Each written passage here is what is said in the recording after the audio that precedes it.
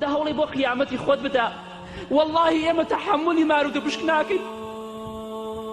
تخواوەرن بۆ مزگە براشینەکانم واللهی خۆشتانم ئێوە هیچ ئیشێکم بە ئێوە نییە تخواوەرن بۆ مزگە برا خۆشەویستەکانم بۆ خەمساردن بۆ ئیهمالن لە نوێژی جەماعەتدا کورە قیامەتێ سەخت لە بەردەمانە کە وتیان مەلائیکە من ڕەبوکە پەروەردگارت کێیە ئەو کاتە قەدری نوێژی جەماعەت دەزانی ئەو کاتە دەزانی خەمساردی لە نوێژی جەماعەتە بۆ تۆ چەندێ ماڵ وێرانی و ماڵ کاولیە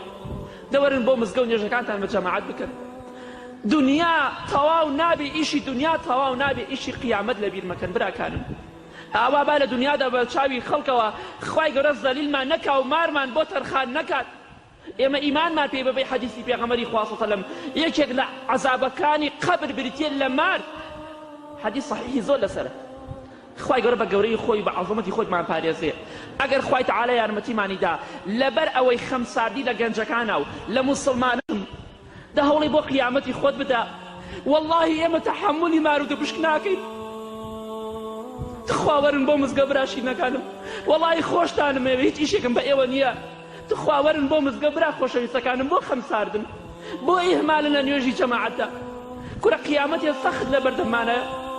کە وتیان مەلائیکە من ڕەبوکە پەروەردگارت کێیە ئەو کاتە قەدری نوێژی جەماعەت دەزانی ئەو کاتە دەزانی خەمساردی لە نوێژی جەماعەتە بۆ تۆ چەندێ ماڵ وێرانی و ماڵ کاولیە دەوەرن بۆ مزگە و نوێژەکانتان بە جەماعەت بکەن